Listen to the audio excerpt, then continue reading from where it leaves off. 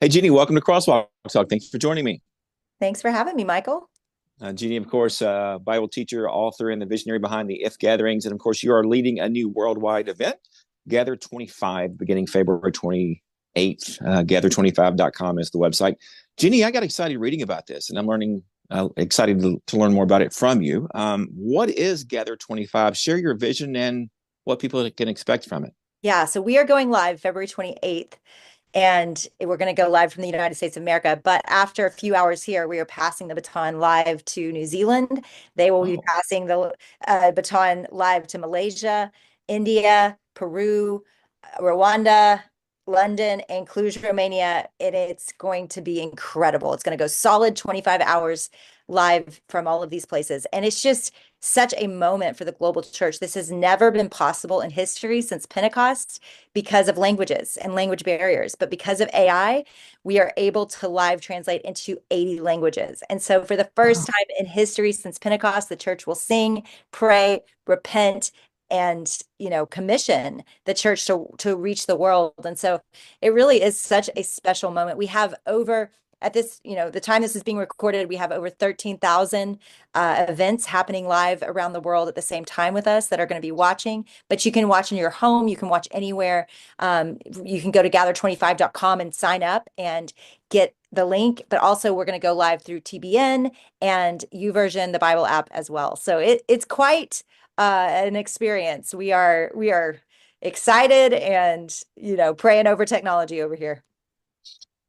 It's a worship service. It's an educational experience. It's all of the above. What will people Yeah. get from it? Yeah. Yeah, it'll be very moving and inspirational. You're going to watch some of the best speakers in the world share with you and commission you. You're going to watch prayer and worship every denomination. I mean, we're talking, African Burundi drummers coming out, singing, and then we're in a high church in London that will have more beautiful hymns. And so everywhere around the world, you'll see a different type of worship experience. But you're also going to, I mean, I would say what your families need to sit down. Every man, woman, child that loves Jesus, our hope is they will come and participate because when you watch, you're going to be blown away at the church. We've recorded over 20, almost 30 stories of the global church. Revival is breaking out everywhere. Tomorrow, I will be at University of Kentucky, the 12th event we've done with a ministry called Unite on secular campuses, and thousands of students come every single time, and so many of them come forward and receive Christ. That same thing is happening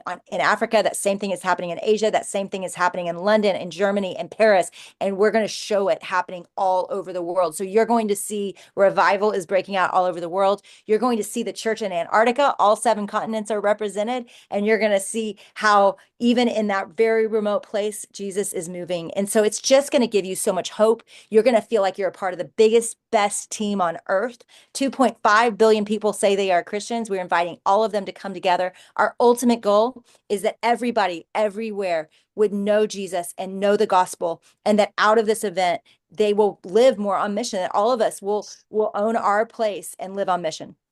I want to talk to you in a minute about Unite because I did have a question for you about that. But I'm just curious, what sparked your mind to launch this? What led you to want to do this? So I woke up from a dream a few years ago that I dreamed very vividly that Jesus was coming back in 10 years. And I thought to myself, what would we do? And in the dream, I ran and grabbed every could. And it wasn't good news because we weren't ready. And we had so many people that still did not know Jesus. And so when I woke up, I thought, we should just gather the whole global church. We should just have a big party and everyone come together.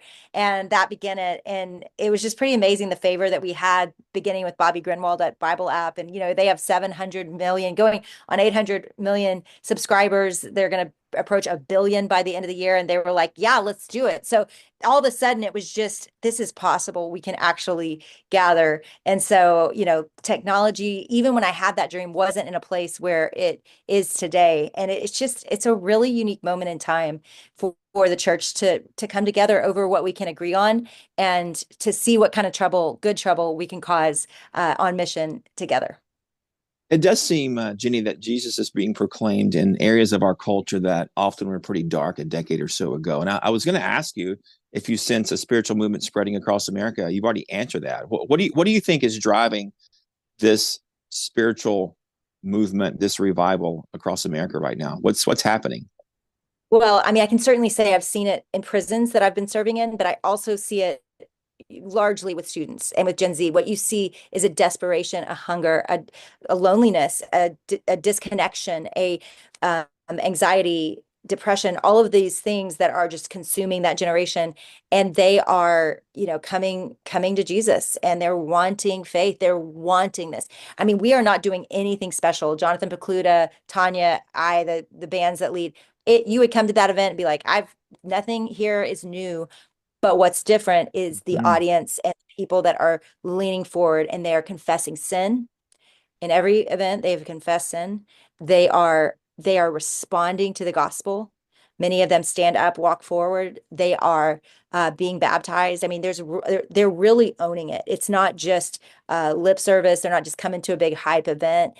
It really feels incredibly sincere. And, following up with people over the last year or two that I've been speaking to, one of them came and found me and just said, I was a drug dealer. I was on my campus, like known for being the person everybody came to. And so that night when I heard you speak, I confessed my sin, and I never went back to that campus. And 2 years later, now I am preparing to be a missionary and to go into ministry. And I never went back. I never went back. And so people are wondering, like, is this real? Are their lives really changing? And I would say they are. Not in every case, but certainly in a lot of cases where they are looking for hope. And when they hear the gospel, they believe it, and they want God. The mystery of the spirit is, well, the spirit is mysterious.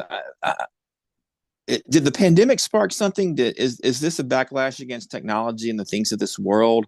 This seems to be something we've prayed for years, and it might be finally happening. Yeah. What do you Yeah. think?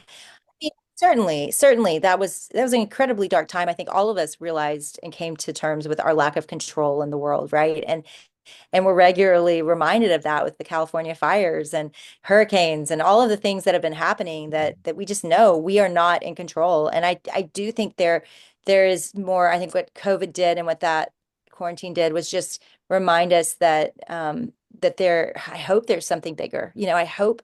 I hope that there's something bigger than this life, because this life is feeling especially broken.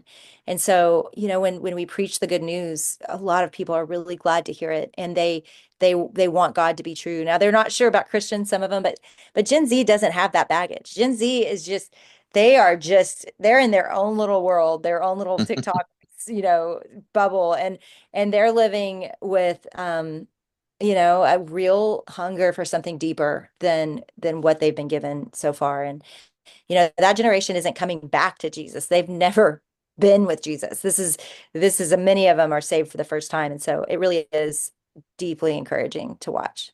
What has been your role in the Unite movements on college campuses? Is this something you launched, or are you partnering with it? I'm just curious. Yeah.